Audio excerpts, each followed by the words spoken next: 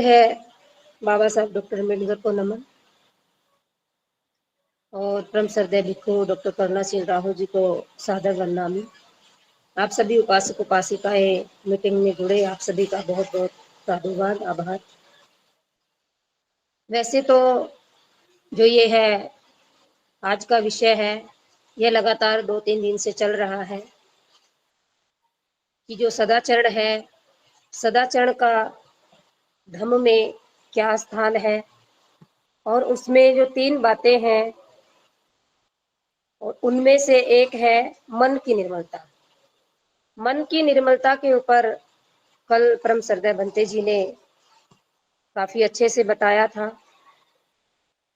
आज परम श्रद्धेय भंते जी को समय नहीं था क्योंकि भंते जी आज ट्रेन में चल रहे हैं। उनकी व्यवस्था के कारण आज मैं प्रयास करूंगी कि मैं थोड़ा सा आपको इस विषय के बारे में अवगत कराऊं।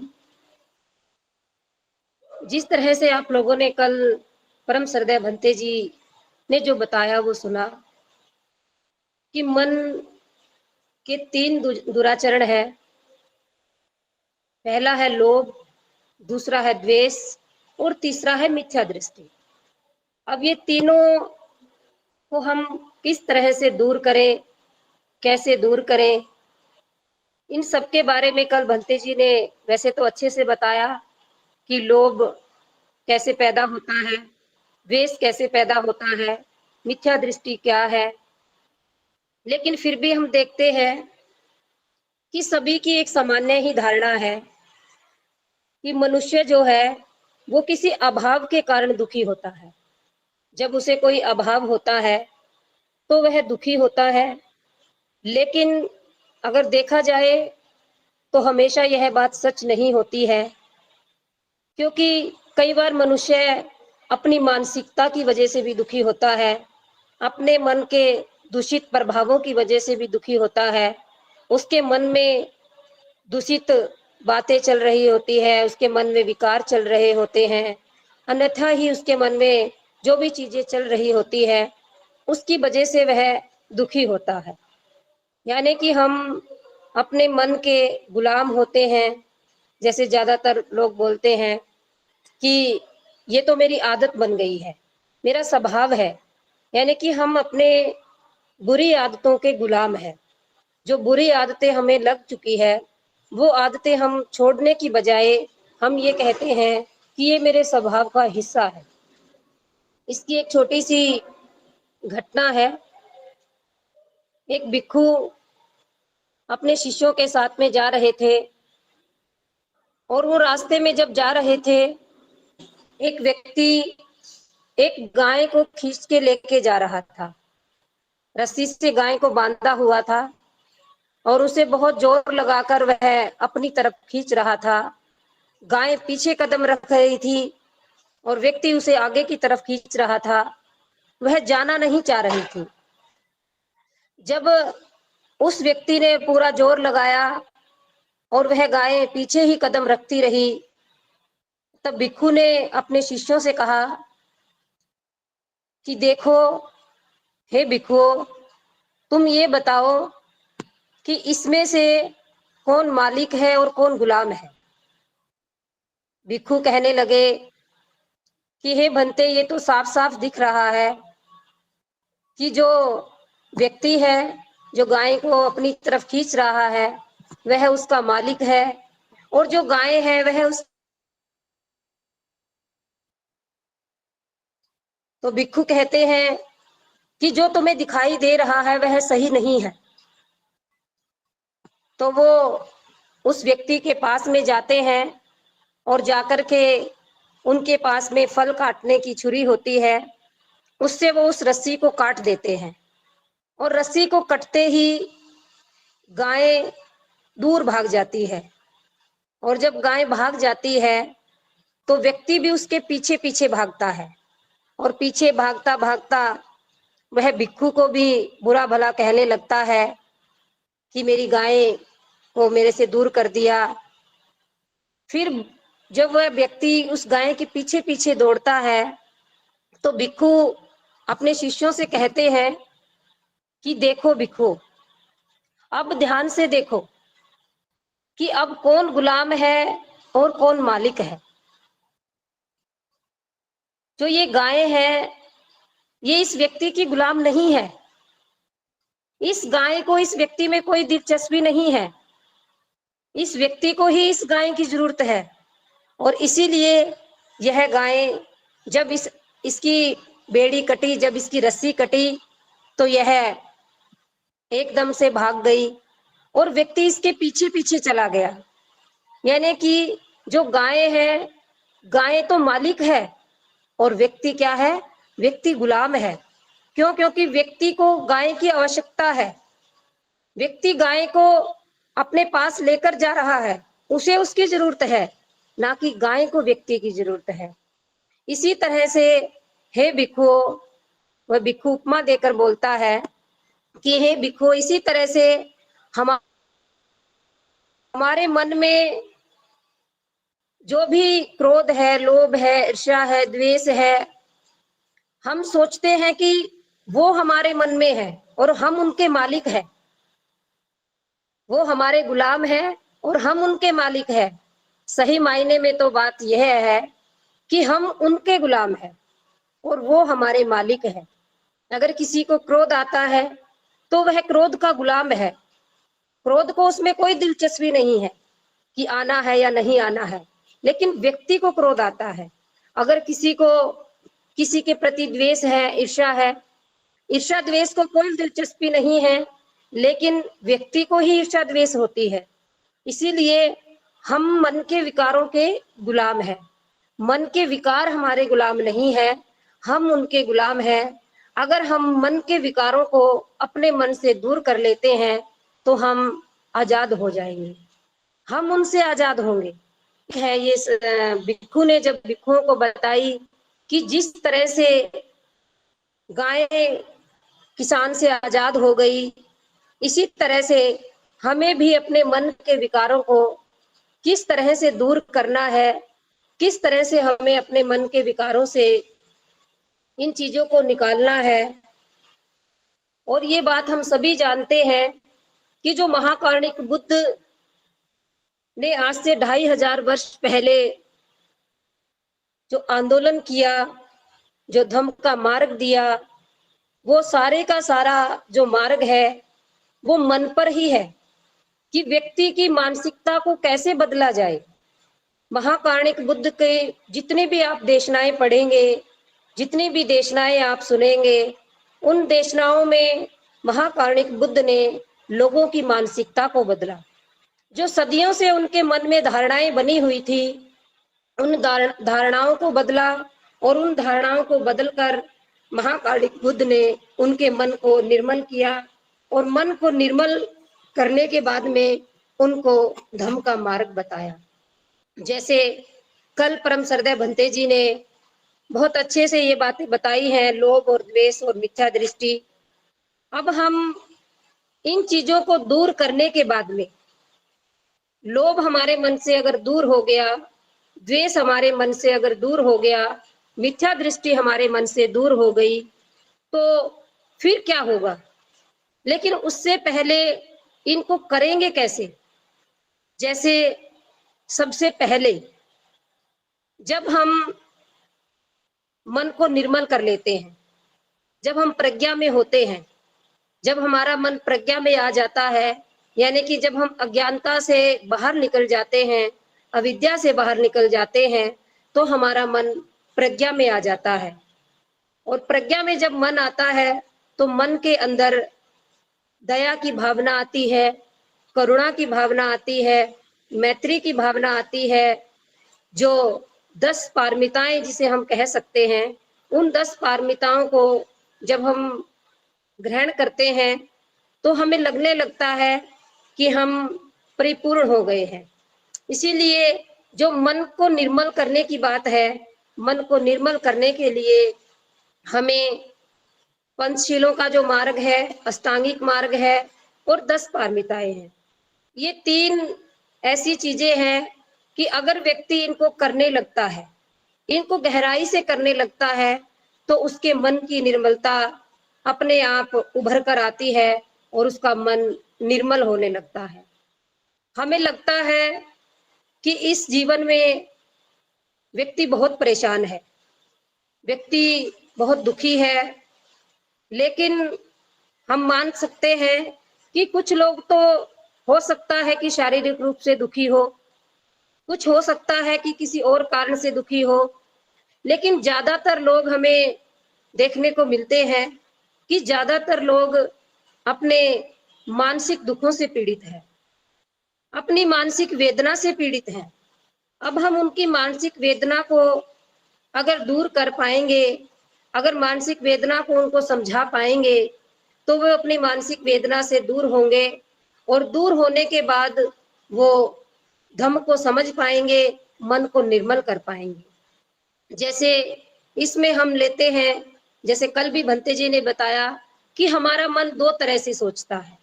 एक हमारा मन सही दिशा में सोचता है, यानी कि सकारात्मक रूप से सोचता है, और दूसरा हमारा मन नकारात्मक रूप में सोचता है। कि अगर हमारा मन किसी से प्रेम करता है, अगर हम किसी के प्रति चिंता में है, प्रेम करते हैं, उदाहरण के लिए बहुत एक ये कॉमन उदाहरण है, आजकल फोन सभी के घरों में है, सभी के घर में फोन इस्तेमाल होते हैं। अब घर का कोई भी मेंबर है, घर का कोई भी सदस्य है, अगर वो थोड़ा सा लेट हो जाता है घर आने में और किसी कारणवश से उसका फोन भी बंद आने लग जाता है, तो घर में जो भी घर के सदस्य होंगे, ज्यादातर महिलाएं हैं, महिलाएं इस बात के लिए काफी चिंता में रहती हैं। वो बार बार फोन मिलाएंगी, बार बार देखेंगी फोन क्यों नहीं उठ रहा है, फोन क्यों नहीं उठा रहे हैं, अभी तक आए नहीं हैं। ये क्या परिणाम है? ये दुख का परिणाम हो गया कि हम दुखी हो रहे हैं। क्यों हो रहे हैं? क्योंकि फोन नहीं लग रहा है, फोन बंद आ रहा है, पता नहीं क्या हो गया होगा। हम जब सोचेंगे तो उसमें नकारात्मक ही सोचेंगे, बुरी बात ही सोचेंगे, पता नहीं कुछ बात हो गई होगी, इसीलिए फोन नहीं उठा रहे हैं। और हम उस बात को इतना दूर तक ले जाएंगे कि हमारा मन पूरी तरह से उस बात के लिए विकारों से घिर जाएगा। हमारे मन में बुरे बुरे विचार आने लगेंगे, और जब थोड़ी देर बाद घर का जो सदस्य है वो घर में आ जाता है, तब मन को संतुष्टि मिलती है कि घर का जो सदस्य है वो सही सलामत आ गया। अब कुछ ही देर की बात थी, कुछ ही देर में हमारा जो मन है वो पता नहीं कहाँ कहाँ घूमा। फोन को इतनी बार हम फोन में उंगली लगाएंगे, फोन मिलाएंगे, फोन नहीं मिलेगा, इतनी बार हम खुद परेशान होंगे, और जिसे फोन लगा रहे हैं वो तो क्या पता किस काम में व्यस्त हो। एक मन तो ये है कि हम जिससे प्रेम करते हैं उसकी भी चिंता करते हैं, जिससे हम प्रेम कर रहे हैं, जिसके प्रति हम चिंता कर रहे हैं, उसके प्रति भी हम परेशान हैं। और दूसरा मन ये भी है, दूसरा, अगर आप किसी व्यक्ति से नफरत करते हो, किसी व्यक्ति के प्रति आपके मन में द्वेष हो गया है, किसी व्यक्ति के प्रति आपके मन में ईर्ष्या जाग गई है, कभी किसी के साथ आपका कोई बात हो गई हो, किसी तरह बात को लेकर मतभेद हो गया हो, उस व्यक्ति के लिए भी हमारा यही स्वभाव होगा। बस फर्क इतना होगा कि उसमें हमारी चिंता अलग हो जाएगी। जैसे ही उस व्यक्ति का नाम हमारे सामने आएगा, परेशान तो हम तब भी होंगे, लेकिन उस समय परेशानी कैसी होगी? इस व्यक्ति का नाम क्यों लिया? इस व्यक्ति का नाम तो मेरे सामने आना ही नहीं चाहिए था। इस व्यक्ति की तो मैं शक्ल भी देखना नहीं चाहता हूँ, मैं इस व्यक्ति की शक्ल से भी नफरत करता हूँ। यानी कि इस दौर में भी हमारा मन तो परेशान है, हम चिंतित तो हैं, परेशान तो हैं, लेकिन यहाँ पर हमारी परेशानी की वजह बदल गई। तो इसीलिए जो हमारा मन है, चाहे हम सकारात्मक सोचते हैं और परिवार के प्रति सोचते हैं, तब भी हमारा मन चिंता में, विकारों में घिर जाता है। और अगर हम मन में किसी के प्रति नफरत पाल लेते हैं, तब भी हम चिंता में रहते हैं और चिंता से ही हम बात करते हैं। इसीलिए सबसे पहले इस बात को समझने के लिए हमें अपने मन को एकाग्र करना पड़ेगा। हमें अपने आप को सजग करना पड़ेगा। जैसे अष्टांगिक मार्ग में है सम्यक स्मृति, यानी कि हमें अपने आप को इतना सजग करना पड़ेगा कि हम हर बात को किस ढंग में ले रहे हैं, हर बात को किस तरह से समझ रहे हैं, ये बात हमें ध्यान में रखनी होगी। हमें सजगता से हर बात को सोचना होगा कि क्या ये बात जो मैं मन में सोच रहा हूँ या सोच रही हूँ, क्या इससे कुछ भला होने वाला है या वैसे ही सोच विचार कर रहे हैं। क्योंकि हम अपने मन में इतनी सारी बातें इकट्ठा कर लेते हैं, इतनी सारी बातें, व्यर्थ की बातें इकट्ठा कर लेते हैं कि जिनका कोई भी अर्थ नहीं होता है। इसीलिए बुद्ध ने कहा है कि व्यक्ति जैसा होता है उसका मन मनुष्य वैसा ही होगा जैसा उसका मन उसे बनाता है। मन में अगर विचार हमारे अच्छे हैं तो हम अच्छी ही वाणी बोलेंगे और अच्छा ही करेंगे, और अगर मन में बुरे विचार हैं, पहले ही बुरा सोच रहे हैं, तो हम बुरे ही दिखेंगे, बुरे ही मन से भाव निकलेंगे, बुरे ही मन से शब्द निकलेंगे, तो सारी बातें बुरी ही होंगी। तो इसका सीधा सा अर्थ यही है कि बुद्ध ने कहा है कि जो हम सोच रहे हैं कि चेतनाहं कम्मं वंदामि भिक्खवे, कि मैं चित्त की चेतना को ही कर्म कहता हूं। बुद्ध कहते हैं कि मैं चित्त में जो विचार हमारे उत्पन्न होते हैं, जैसा भी चित्त में हमारे उत्पन्न होता है, जैसा भी मन में उत्पन्न होता है, वही तो हम करते हैं और वही मन करने के लिए कहता है। अगर हम मन को अच्छी दिशा में लगाते हैं, अगर मन को सही दिशा में लगाते हैं, तो हम मन को अच्छे से निर्मल कर पाएंगे। अब आती है कि मन को निर्मल कैसे किया जाए।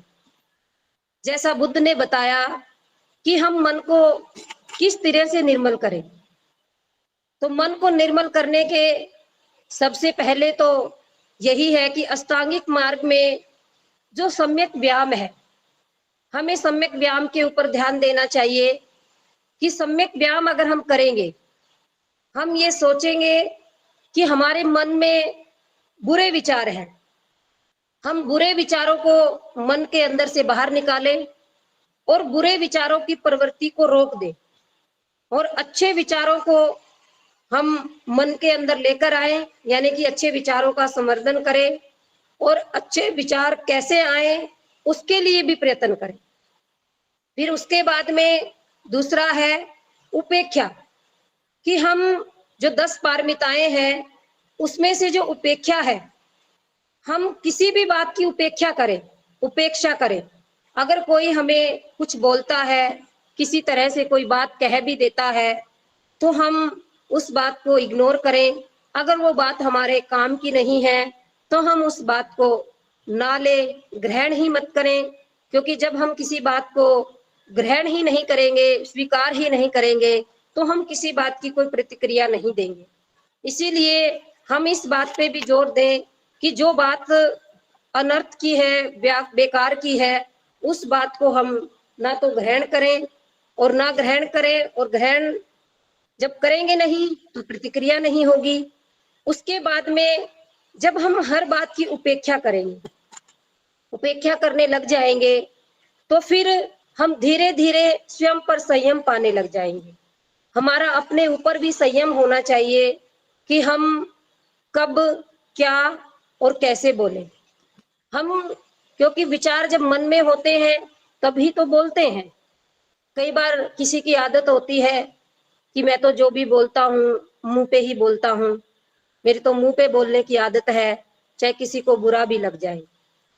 यह बात ज्यादातर सही नहीं है कि हम सामने वाले की क्या सिचुएशन है, सामने वाले की क्या कंडीशन है, उसको देखकर अगर हम सजग है तो ही हम बात करेंगे।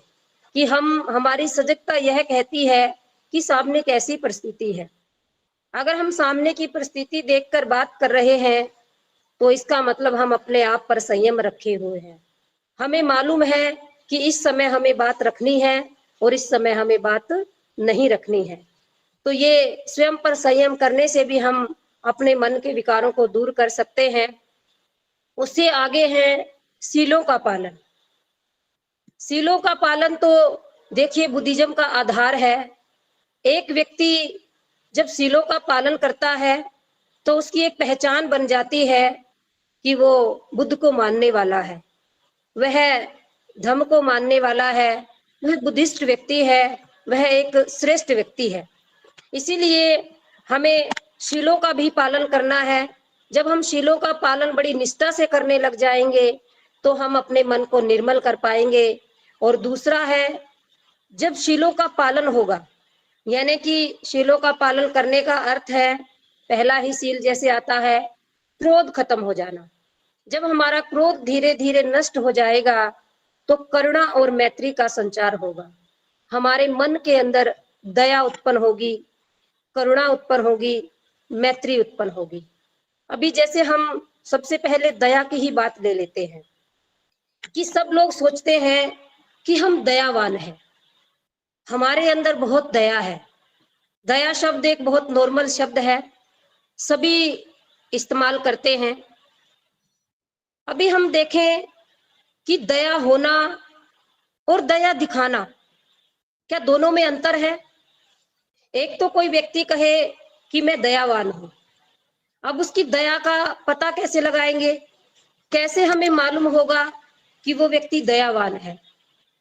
उदाहरण के लिए हम एक परिवार का ही उदाहरण ले। परिवार में जैसे महिलाएं हैं, चाहे पुरुष है, चाहे कोई भी है, एक महिला को बहुत काम करती है घर का और उसे बुखार आ गया। अब उसे जब बुखार आ जाता है, घर के सभी मेंबर पूछेंगे, बच्चों से पूछेंगे सबसे पहले तो बच्चों के पापा कि भाई तुम्हारी मम्मी कहाँ गई? बच्चे कहेंगे कि पापा मम्मी तो लेटी हुई है। तो कहेंगे क्या हो गया? कहेंगे आज मम्मी की तबीयत ठीक नहीं है, शायद मम्मी को बुखार हो गया। अब पापा क्या कहेंगे? भाई वहां जाएंगे, कमरे में जाकर के पूछेंगे कि आपने दवा ली? अगर दवा नहीं ली होगी और कहेंगे कि लो मैं दवा देता हूँ, गोली निकालते हैं, पानी देते हैं और उसको दवा दे देते हैं। उसके बाद में फिर दवा देने के बाद में सोचेंगे चलो कुछ बना के भी दे देते हैं, चाय है या कुछ भी है, कुछ बना के भी दे दिया। अब ये बात तो हो गई कि उन्होंने दया अपने तक सीमित नहीं रखी, उन्होंने दया दिखाई है कि घर में मेंबर बीमार है, उनको टेबलेट भी दी है, पानी भी दिया है, उनको कुछ खाने को भी दिया है। लेकिन ऐसा ज्यादातर नहीं होता है। होता क्या है, किसी को घर में बुखार हो जाता है, ज्यादातर महिलाओं की जब हम बात करें, क्योंकि महिलाएं खुद भी दवा नहीं लेती है, वो स्वयं भी दवा नहीं लेती हैं, और घर के कोई भी मेंबर होगा वो आएगा, आकर के सिर्फ पूछेगा क्या बात है, वो कहेंगे कि तबीयत ठीक है, ठीक नहीं है, बुखार हो गया है, तो दवा ले आती। अब वो कहेगी समय नहीं मिला तो कोई नहीं कल ले आइयो, या कहेंगे अगर पैरासीटामोल है तो पैरासीटामोल ले लो। तो इन दोनों बातों में अंतर है। एक तो वो उन्हें सिर्फ सलाह दे रहे हैं कि ये कर लो, ये कर लो, ऐसे कर लो, और एक क्या है, एक ने सलाह नहीं दी, सिर्फ निकाल के दे दी है, लो लीजिए, क्योंकि जब दवा खाओगे तभी तो आराम मिलेगा। इसी तरह से हमारे जीवन में भी ऐसी बहुत सारी कि लोग कहते तो हैं कि हम दयावान हैं, लेकिन हम दया कितनी करते हैं? हम परिवार के लोगों पर ही दया नहीं करते तो कैसे हम कह सकते हैं कि हम अपने मन को निर्मल किए हुए हैं? ये बहुत नॉर्मल उदाहरण है और ये सभी के घरों में ज्यादातर होता होगा। सभी के घरों में जाने अनजाने में ये चीजें होती हैं, हम जाने अनजाने में ये चीजें कर लेते हैं, और इसीलिए हम देखते हैं कि हमारे मन में दूरियां पैदा हो जाती है, हमारे मन में विकार उत्पन्न हो जाते हैं, और फिर जब वो ठीक भी हो जाती है महिला तो वो भी बोलती है कि मैं जब बीमार थी, जब तुमने मेरा ख्याल नहीं रखा। तो ये जो छोटी छोटी बातें हैं, अगर हम इसको ध्यान से देखते हैं और इनको करने लगते हैं घर में, तो हम दयावान होते हैं।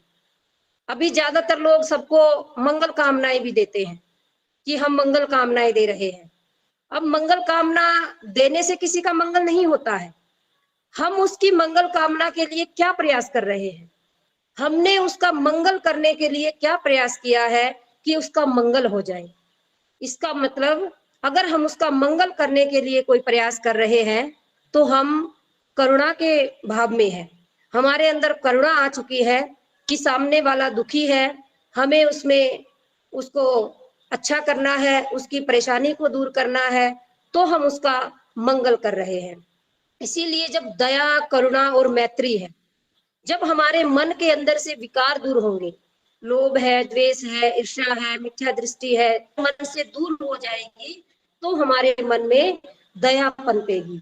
प्रत्येक व्यक्ति के प्रति हमारे मन में दया उत्पन्न होगी, प्रत्येक व्यक्ति के मन में के लिए हमारे मन में करुणा उत्पन्न होगी और मैत्री का भाव उत्पन्न होगा। और जब करुणा का भाव उत्पन्न होता है तब दान की भावना भी उत्पन्न होती है। हम सोचते हैं कि लोग दान पारमी क्यों नहीं होते। जब हमारे मन में दया और करुणा की भावना पैदा होगी तब हम दान भी करने लगेंगे, तब हमें लगने लगेगा कि जो हमारे पास है वो हमें दूसरों को भी देना चाहिए। जो हम दूसरों की सहायता किस तरह से कर सकते हैं, किस तरह से हम दूसरों का सहयोग कर सकते हैं, वो भी हमें करना चाहिए। ये कब होगा, जब हमारे अंदर दया, करुणा और मैत्री की भावना उत्पन्न होगी, तो उसके बाद में हमारे मन में दान की भावना उत्पन्न होगी। फिर उसके बाद में जब हम दान करने लग जाएंगे, दान करने लग जाएंगे तो मन के जो विकार है वो धीरे धीरे अपने आप दूर होने लग जाएंगे। जब व्यक्ति किसी को भी बिना स्वार्थ के दान करता है, बिना स्वार्थ के किसी की सहायता करता है, तो उसका मन अपने आप खुश अनुभव होने लगता है, प्रसन्नचित होने लगता है। और जब मन प्रसन्नचित होने लगता है तो मन में निर्मलता आने लग जाती है, मन निर्मल होने लग जाता है। और एक बहुत महत्वपूर्ण जो उदाहरण है वो ये है, बुद्ध ने कहा है कि अगर हमें मन को निर्मल करना है तो उसका सबसे अच्छा जो उपाय है वो है उपोषित। हमें हर सप्ताह में उपोषित भी करना चाहिए। जब हम उपोषित करेंगे तब हमारा मन निर्मल होने लगेगा, क्योंकि उपोषित में ये सारी बातें आ जाएंगी जो मैंने अभी तक आपको बताई है। जब हम उपोषित करने लगेंगे, सबसे पहले तो मन के विकार जो है वो धीरे धीरे दूर होंगे। उपोषित का मतलब क्या है कि हम दृढ़ संकल्प लें, हम एक दिन के लिए संकल्पित हों एक सप्ताह में कि आज हमें जो भी बुरी बातें हैं, जो भी बुरी चीजें हैं वो नहीं करनी है। आज हमें अपने मन को निर्मल रखना है, आज हमें अपने मन को एकाग्र रखना है, आज हमें अपने मन को सजग रखना है। बुद्ध ने 2500 वर्ष पहले उपोषित की परंपरा शुरू की और उपोषित करने से ही जो भी उपासक उपासिकाएं थे वो अपने मन को निर्मल करते थे। क्योंकि उपोषित एक ऐसा अभ्यास है कि जब हम अभ्यास करेंगे तो धीरे धीरे हमारे मन में जो भी विकार है वो दूर होंगे। उदाहरण के लिए आपने 6 दिन के बाद एक सप्ताह में उपोषित किया, 7वें दिन जब आप उपोषित करते हैं तो आप 8 शीलों का पालन करेंगे। आपने शील ग्रहण किए कि मैं क्रोध नहीं करूंगा, मैं चोरी नहीं करूंगा, मैं व्यभिचार है, दुराचार है वो नहीं करूंगा, झूठ नहीं बोलूंगा, चुगली निंदा नहीं करूंगा, नशा नहीं करूंगा, भूख ना लगे तो भोजन नहीं करूंगा, मैं किसी भी तरह का सौंदर्य प्रसाधन है वो नहीं करूंगा, और ऊंचे आसन है ऊंचे आसन पर नहीं बैठूंगा या नहीं सोऊंगा। यानी कि एक दिन के लिए आप घर में रह करके गृह त्यागी का जीवन जिए, भिक्षु का जीवन जिए। जब आप धीरे धीरे ये अभ्यास करने लगेंगे तो आपको लगने लगेगा कि आज मैंने संकल्प लिया है, आज मैंने उपोषित लिया है, आज मैं क्रोध तो करूंगा नहीं, आज मैं नशा तो करूंगा नहीं, आज मैं किसी की चुगली तो करूंगा ही नहीं, आज मैं किसी की बुराई तो करूंगा ही नहीं। तो हम संकल्प ले रहे हैं, हमने संकल्प ले लिया। और जब हम संकल्पित होते हैं तो हमारा मन निर्मल होता है, हम मन के विकारों को दूर करने की प्रयास करने लगते हैं, हमारा मन एक शांत की ओर जाने लगता है, मन एकाग्रता की तरफ जाएगा, क्योंकि मन में बार-बार बात आएगी, आज उपोषित है, आज क्रोध नहीं करना, आज उपोषित है, आज गाली नहीं देनी, आज उपोषित है, आज मुझे ये नहीं करना है। सजग रहेगा मन, हर समय सजग रहेगा और मन संयम भी रहेगा। मन में संयम भी उपोषित है, आज मुझे ये चीजें नहीं खानी है, आज मुझे बार-बार चीजें नहीं खानी है, मन संयम भी रहेगा। उसके बाद में जब उपोषित होता है, तब किसी भी परिस्थिति में आपको डटे रहने का साहस भी मिलता है। कोई भी परिस्थिति आ जाए, आप उसमें डटे रहेंगे। दूसरा है, मन के अंदर से डर और भय समाप्त हो जाएगा।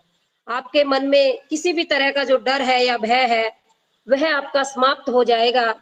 आपको आपकी बुद्धि है जो वो निर्मल हो जाएगी। आपको किसी भी तरह का अज्ञानता है, अविद्या है, उससे डर नहीं लगेगा। आपका मन क्योंकि निर्मलता की ओर जा रहा है, और मन जब भय और डर से निकल जाता है, मन के भय खत्म हो जाते हैं, तो मन मजबूत हो जाता है। और मन जब मजबूत होता है, तो हम अपने शरीर है, वाणी है, उसको भी फिर सजगता से ही उससे बात करते हैं। क्योंकि जब व्यक्ति का मन कमजोर होता है, व्यक्ति चीखता है, चिल्लाता है, सोचता है कि मेरी बात कोई सुनता ही नहीं है।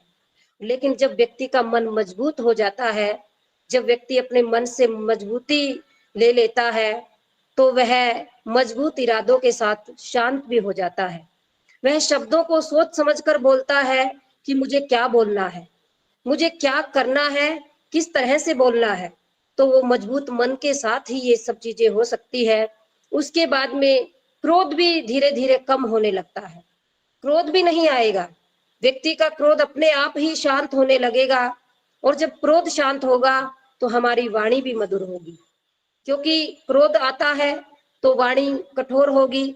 और जब क्रोध बंद हो जाएगा, क्रोध नहीं आएगा, तो हमारी वाणी भी मधुर हो जाएगी। और जब वाणी मधुर हो जाएगी, क्रोध आना बंद हो जाएगा, तो मन में कल्याण की भावना पैदा होगी। और जब मन में कल्याण की भावना पैदा होगी, तो हमारे मन के अंदर दया, करुणा, मैत्री से हम व्यवहार करने लगेंगे। हम सभी के साथ में दया, करुणा, मैत्री का व्यवहार करने लगेंगे।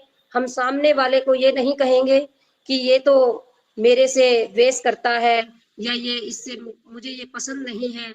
हम सभी के प्रति करुणा का भाव रखेंगे, क्योंकि हमारा जो मन है वो समता में आ जाएगा। और जब मन समता में आ जाता है, तो हम सामने वाले को ये नहीं देखते कि सामने वाला कौन है, सामने वाला हमारे लिए कैसा व्यवहार कर रहा है। वो सामने वाले की सोच हो सकती है कि वो कैसा व्यवहार कर रहा है। अगर सामने वाला हमारे साथ बुरा व्यवहार भी करेगा, तो हम उसके प्रति क्रोध करने की बजाय दया की भावना उत्पन्न करेंगे। हम उस पे दया करेंगे कि इसको मालूम नहीं है, इसीलिए तो ये कर रहा है, इसे मालूम होता तो ये क्यों करता।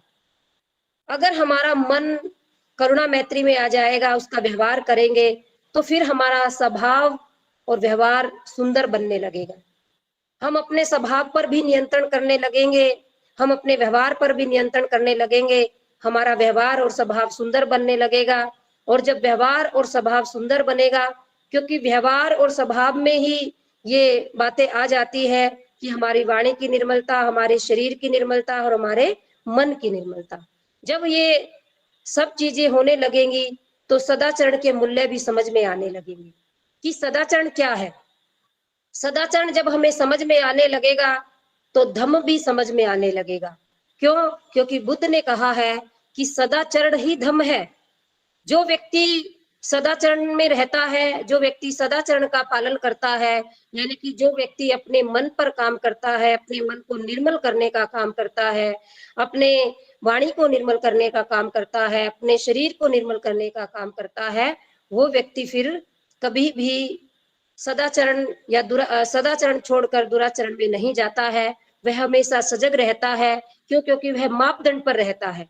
बुद्ध ने कहा है कि मापदंड जरूरी है जीवन के लिए। अगर हम सजग है, तो हम अपने मापदंडों के अनुसार ही जीवन को व्यतीत करते हैं। अगर कभी जाने अनजाने में कोई भूल हो भी जाएगी, तो हम उसे तुरंत सुधार करेंगे और तुरंत हम उस बात को आगे नहीं करेंगे, नहीं दोहराएंगे। और यही है कि हमें उपोषित तो करना ही चाहिए। अगर 1 सप्ताह में आप नहीं कर सकते, आप 1 महीने में उपोषित करें, आप पूर्णिमा को उपोषित करें, क्योंकि उपोषित ऐसी, बुद्ध ने उपोषित के बारे में ऐसा बताया है कि हम सभी लोग रोज नहाते हैं और नहाने के बाद में कोई भी मैले कपड़े पहनना पसंद नहीं करता है। सब लोग सोचते हैं कि नए कपड़े ही पहनेंगे। अगर थोड़ी देर के कपड़े भी होते हैं, उनको भी हम जब नहाते हैं तो निकाल लेते हैं। क्यों? क्योंकि शरीर की सुंदरता का मामला है। शरीर सुंदर दिखना चाहिए, बदबू नहीं आनी चाहिए। बुद्ध कहते हैं इसी तरह से मन को भी अगर आपको सुंदर करना है, मन को भी अगर आपको स्वच्छ करना है, तो उपोषित तो रखना ही होगा। उपोषित अगर हम रखेंगे तो हम मन को भी धो पाएंगे। उपोषित मन को धोने का ही आप इसे कह सकते हैं कि ये मन को धोने की वस्तु है। हम मन को किस तरह से साफ करें? उपोषित रखने से हम मन को साफ कर सकते हैं। अगर हम उपोषित को रखते हैं पूर्णिमा वाले दिन, और उपोषित जब रखेंगे तो हमें ध्यान भी करना है। ध्यान साधना भी उपोषित में बहुत जरूरी है, क्योंकि जो व्यक्ति ध्यान लगाता है, ध्यान करता है, चाहे वो घर में 10 मिनट का ही ध्यान करे, ध्यान करने से मन एकाग्र होता है। क्योंकि ज्यादातर जब हम आंख करके बंद करके बैठते हैं तो हमारा मन भागने लगता है। जब हम लगातार ध्यान करेंगे, लगातार ध्यान में बैठेंगे, ध्यान साधना करेंगे, मेडिटेशन करेंगे, तो मन एकाग्र होगा।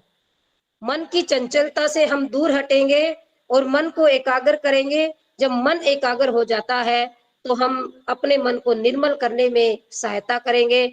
हमारा मन निर्मल होने लगेगा।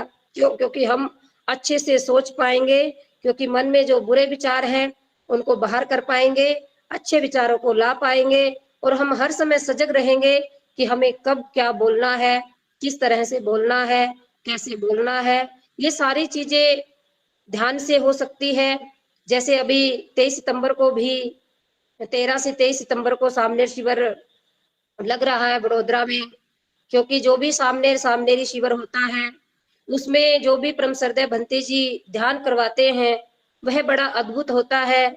जो भी व्यक्ति वहां जाता है, वह अपने स्वभाव को, अपने व्यवहार को, बहुत सारी चीजों को बदल कर आता है। बहुत सारे लोगों के हम सुनते हैं कि किसी को क्रोध आता होता है, वो अपना क्रोध छोड़ देता है। कोई नशा करने वाला वहां जाता है, वह अपना नशा छोड़ देता है। तो इसीलिए ध्यान भी बहुत जरूरी है। और ध्यान आप जब भी कर पाएंगे जब आप 1 महीने में उपोषित रखेंगे, क्योंकि उपोषित रखने से हमें ये पता होता है कि हमें आज क्या करना है। इसलिए उपोषित भी बहुत महत्वपूर्ण है, दान भी बहुत महत्वपूर्ण है। क्योंकि जब ये सारी चीजें हम करेंगे, और ध्यान साधना भी बहुत महत्वपूर्ण है, ये सब चीजें मन की निर्मलता को लाने में सहायक है। क्योंकि मन की निर्मलता का जो विषय है वो ऐसा विषय है कि हम कहने से ही मन निर्मल नहीं हो जाएगा। जैसे हमने कहा कि आपका मन निर्मल हो जाए, ऐसा नहीं हो सकता। मन को निर्मल करने के लिए निरंतर निरंतर अभ्यास करना होता है। निरंतर निरंतर हमें अभ्यास करना होता है। क्योंकि बुद्ध ने जिन लोगों के मनों को बदला, उन लोगों को सबसे पहले अपने आप को अभ्यास करने के लिए उन्होंने प्रयासरत किया। इसमें हम आपको बताना चाहेंगे कि जब बुद्ध ने कश्यप बंधुओं की पवज्जा की, जो उर्वेला कश्यप है, गया कश्यप है, नदी कश्यप है, उनके सबसे बड़े जो भाई हैं गया, वो उर्वेला कश्यप, जब बुद्ध उनके पास में गए, उनके पास में रुके, रुक करके जब बुद्ध ने कई दिन बाद उनसे पूछा कि हे कश्यप, क्या तुम जानते हो कि अरहत होना क्या होता है? तो उर्वेल कश्यप कहता है कि अरहत होना क्या होता है मुझे नहीं पता, मैं नहीं जानता हूं। तो बुद्ध कहते हैं कि अरहत वह होता है जिसने उन सभी मनोविकारों को जीत लिया है जो अष्टांगिक मार्ग का पालन करने में बाधा पहुंचाते हैं। कि जो अष्टांगिक मार्ग को का पालन करने में बाधा पहुंचाते हैं, और वो कौन से हैं? काम है, क्रोध है, लोभ है, मोह है, तृष्णा है। ये सब हमें बाधा पहुंचाते हैं हमारे मन को निर्मल करने में। और अगर यह अग्नि बुझ जाए, काम की, क्रोध की, मोह की, तृष्णा की अग्नि अगर बुझ जाए तो मन निर्मल होता है। यह बात सुनकर पुरवेल कश्यप तथागत बुद्ध के शरणागत हो जाता है और कहता है कि ऐसा तो मैंने कभी सोचा ही नहीं। हमने बड़े-बड़े यज्ञ किए, बड़ी-बड़ी अग्नि पूजा की, हम इतने बड़े अग्निहोत्र हैं, लेकिन हमने ये तो हमारा कभी हमने अपने मन के विकारों को तो देखा ही नहीं। तो इसीलिए जब ये बात बुद्ध से उन्होंने सुनी, वो बुद्ध के शरणागत हो गए। क्यों? क्योंकि उनकी मन की दिशा को महाकारुणिक बुद्ध ने बदला। उनके मन के भाव को बदला कि जो आपके मन के अंदर है, उस मन के विकारों को पहले दूर करो। मन के अंदर तो अहंकार भरा हुआ है, मन के अंदर तो क्रोध भरा हुआ है, मन के अंदर तो तृष्णा भरी हुई है। जब तक ये सारी चीजें दूर नहीं होगी, तब तक आप अपने मुकाम तक नहीं पहुंच पाएंगे। इसीलिए बुद्ध ने कहा कि ये सारी चीजें अष्टांगिक मार्ग में बाधा करती है, और जो अष्टांगिक मार्ग है वो अगर व्यक्ति उसको अच्छे से अपने जीवन में उतार लेता है, 10 पारमिताओं को अपने जीवन में उतार लेता है, 5 शीलों को अपने जीवन में उतार लेता है, तो समझो उसका मन निर्मल हो जाता है। और जिसका मन निर्मल हो जाता है वह निब्बान के पथ पर अग्रसर होता है, वह निब्बान की ओर बढ़ने लग जाता है। और जो व्यक्ति निब्बान की ओर बढ़ने लग जाता है वह परम सुख को पा लेता है। बुद्ध ने कहा है निब्बानंग ही परम सुख है, निब्बानंग परम सुखम, यानी कि निब्बान ही परम सुख है। अगर कोई व्यक्ति परम सुख पाना चाहता है तो उसे अपने मन के विकारों को दूर करके अपने मन को निर्मल करना पड़ेगा। तो आज हमने आपको मन के निर्मल करने के लिए जो ये उपाय बताए हैं, ये हमें जरूर करने चाहिए। और ये सारे उपाय परम श्रद्धेय भंते जी ने हमें बहुत अच्छे से बताए हैं, और धम्मभूमि इन्हें लागू भी कर रही है। धम्मभूमि की तरफ से हर सप्ताह सामूहिक वंदना भी होती है, पोषक भी रखाया जाता है, और दया करुणा मैत्री का अभ्यास भी किया जाता है, दान पारमिता भी की जाती है। धीरे धीरे धम्मभूमि परम श्रद्धेय भंते जी के प्रयासों से ये सब काम हो रहे हैं, और हम सभी लोग भी इस बात के लिए बहुत अपने आप को गौरव महसूस करते हैं कि हम इस काम को कर पा रहे हैं।